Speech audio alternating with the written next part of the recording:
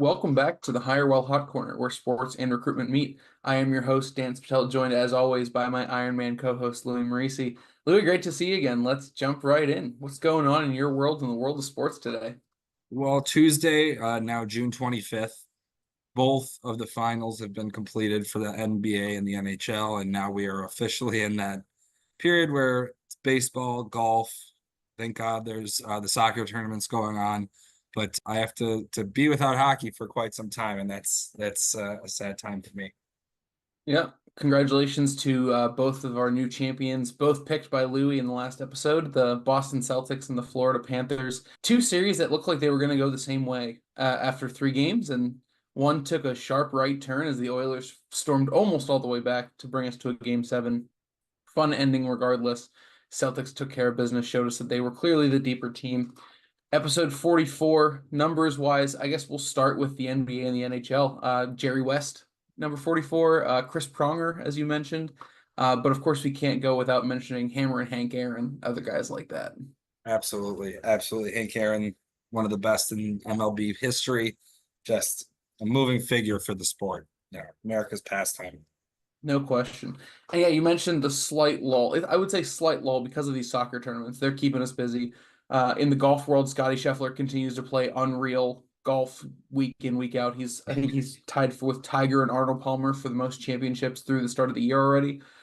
Crazy. Yeah. We've gotten some absolute chaos in both Copa America and the Euro tournaments. Looking at the Italy Croatia game yesterday, and today we've got a group winner in Austria. I don't think a single person would have looked at that group with the Netherlands and France and said, "Yep, Austria is going to be the one that comes out of this one on top."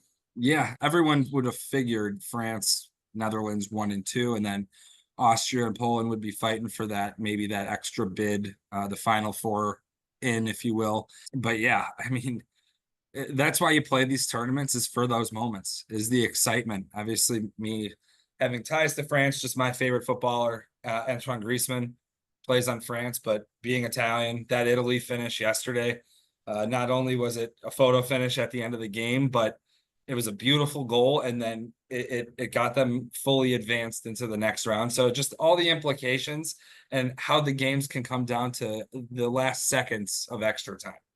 And they say, things like any given Sunday for football and whatnot, those phrases. But you look at games like Brazil, Costa Rica ending in a 0-0 draw last night. Not a world where anyone thought Brazil would get shut out by Costa Rica, and a tie for them is massive. I mean, of course you want to win games in these tournaments, but a draw against Brazil is a huge upset for them. And you look at so many of these teams, and oftentimes just you got to give them a chance. They're happy to be there. Most times they're kind of counted out from the start, and you look at your group, and okay, we've got a couple easy ones. Anything is possible, especially with such a game like soccer where there's very little room for error in such a low scoring, sometimes scoreless game. You look at Austria as a great example. They got a chance. They proved themselves. Here they are walking into the knockout rounds as the number one. Yeah, I mean, when you think of underdogs, you think nothing to lose and allows players to play just more free. And I think looking at it from any sport, really, I mean, we'll look at it. The Mavs were definitely the underdogs. Edmonton were the underdogs. And, you know, having that little bit of less pressure, knowing you're probably supposed to lose, it gives you the, just F it attitude and can just play with a sense of urgency, little recklessness, and just go out there and try and make some things happen. Yeah, looking at it from kind of a generalized view of sports, the underdog story is huge. But then you've got, we'll get more into the finite details of like contracts and whatnot. You've got what we'd call prove it deals in most sports, whether it's an under scouted, maybe it's an undrafted free agent trying to make the team, or an older veteran trying to prove that he's still got it. You see these scenarios oftentimes. I would say maybe in the NFL is probably the most prevalent, but it happens in every sport where you get a guy who gets on a what would call a team friendly 1 year contract, and the emphasis is show us what you're made of, prove it that you are worth a bigger contract moving forward. And oftentimes it's on the last year of a rookie deal as well as when you'd see those prove it kind of things happening. Yeah, and it's funny how, when it comes to ends of contracts, usually guys have just monster years and then they sign a monster deal and then it's back to just being average. But Yeah, I mean, these prove it deals, they're hit or miss. They're low risk, high reward, so to speak. You're not investing millions and millions of dollars in a project or a tested out scenario. So it's kind of best for both sides. It gives someone a chance to earn another 2-3 year contract at a higher AAV, or AAV, mostly a hockey term, average annual value.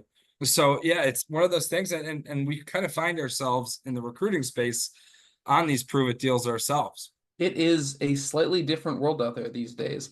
I think, our traditional model, while we do a lot of things at Hirewell, our traditional model is we're doing retained, engaged searches, typically a few, senior level, management, whatever level searches for companies that are looking to add very specialized talent into their teams, into their ranks to expand those teams. Typically, we go after key positions, key leaders, and help them build their teams out from there.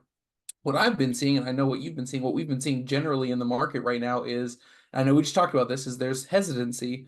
People are reluctant to, sign new agreements and bring on additional help and spend the money when they're not sure where they're going to be in a couple months. So I think, the concept of the prove it deal has become a little more prevalent in the work we're doing day in, day out right now. Absolutely, absolutely. Like there's been companies that I've started working with recently. One has just kind of re-engaged with us. They had went with another firm that is not getting it done. It's just not cutting it. And they've re-engaged us. They're not retained by that other company. So we kind of are at the hands of their agreement and kind of have to match it if we want to take a stab at it. So, situations like that, we come in and we try and set that expectation. Listen, we'll take the prove it deal for this first one. But once we come in, fill this role, prove what it's like working with us and why a retained search is really not that big of a commitment to us as far as, it getting credited towards the back end success fee anyways. It's a low risk, high reward. You're getting a retained company that is bought into your hiring needs, and we're getting the result that you're looking for. And you just have to pony up a few dollars ahead of time. We're fine in that scenario because we believe in what we're able to do and do it better than the rest of the market.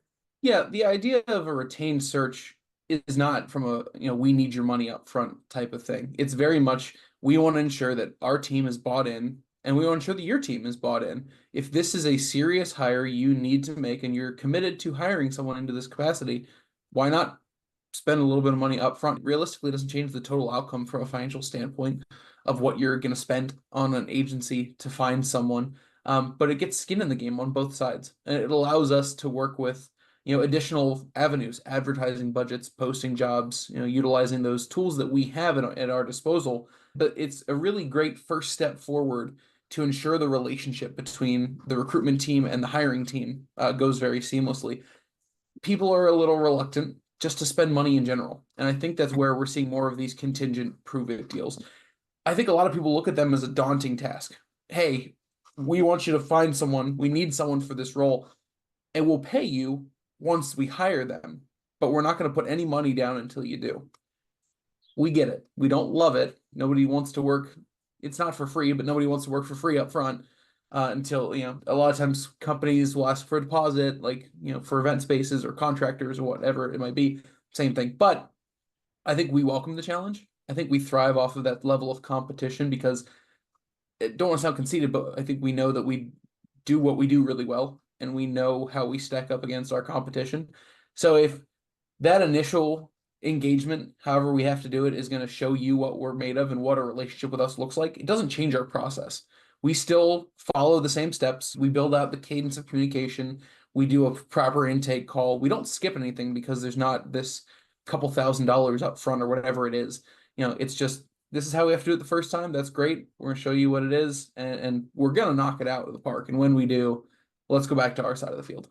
Yeah, absolutely. And, the engagement fees, like you mentioned, yes, they're looked at in a negative way, but it does give us that buy-in, and when it comes to the breakdown of our team and recruiters in general, the one thing that we have in limitation is our time and where we're going to divide that time. If it's something that is retained compared to something that is just straight up contingent, we have an obligation to the folks that are buying into our system. Not to say that companies who are on contingent aren't, but our time is valuable and we can't get it back. So we could spend 5 hours trying to find candidates, screening, sourcing, submitting, all of the stuff that we go through.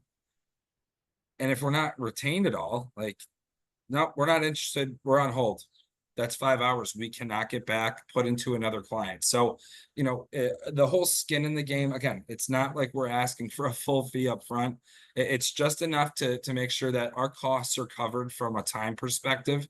And we have a 97% fill rate on retained searches. But, kind of the theme is the prove it deal. And I think it's just something we're seeing in the market nowadays. And we're okay with that. Like I mentioned, our capabilities. I think it's a great way to start a relationship. You want to know that you're going with the right firm who's going to get the job done for you. We want to know that you're going to be a good partner who's going to hire effectively and work with us consistently throughout the process. So, if that's what it takes to kind of reach that point, by all means. And honestly, I mean, competition, like pressure, that's what we do anyway. That's our thing. That's why we exist. So why not? Bring it on. Absolutely. Absolutely. 2 minute drill. Take it home. Best recent prove it deal you've seen in sports. I mean, this one's as easy as it comes for me. The guy is my screensaver on my computer, on my cell phone. Patrick Kane signed the 1 year. I think it was like 2.1 million, somewhere around that nature, with the Red Wings almost a quarter into the season after he had his hip resurfacing injury. He had surgery on it. It's an injury that we have yet to see someone come back and have a longer, like a tenure after, of not only production, but just from a games played perspective. He averaged a point a game the rest of the season. And I'm so happy to hear that. So prove it deal. He's going to probably make 4 to 6 million next year, depending on where he signs. Yeah, that's pretty okay. And I think any deal on these lower level ones that are very like incentive laden are always fun for me. Watching like week 18 football and following along with who needs however many catches and touchdowns, whatnot, to make more money is always really enjoyable. I like it, especially when it's these cheap deals for quarterbacks. It makes me think of like the Taylor Heineke's of the world, who got a ton of money for getting the Commanders to a playoff appearance. Recency bias, Joe Flacco last year. I mean, they brought him off his couch as an insurance option. He ended up leading them to the playoffs and looking pretty good while he was doing it in his late 30s. So I wouldn't even call that a prove it deal. It's close enough. It's more of a, hey, we need you to be a game manager. He proved he is much more than a game manager still. So I'm gonna stick with my flag in that one. Yeah, absolutely. I mean, Super Bowl winner. There was a whole, is Joe Flacco elite? I still don't think so. Don't think he Yeah. ever was, but you need a guy, meat and potatoes, come in, manage a game, and then some. He proved that. I believe he beat the Bears last year, so can't really say anything to that. Certainly not elite, but he more than got the job done for what they needed out of him. Absolutely. Playoffs, like, enough Talk said. about playoffs. Well, on behalf of Louie and myself, thank you once again for tuning into the Hirewell Hot Corner. Please do join us again for our next episode. And as always, stay classy, LinkedIn.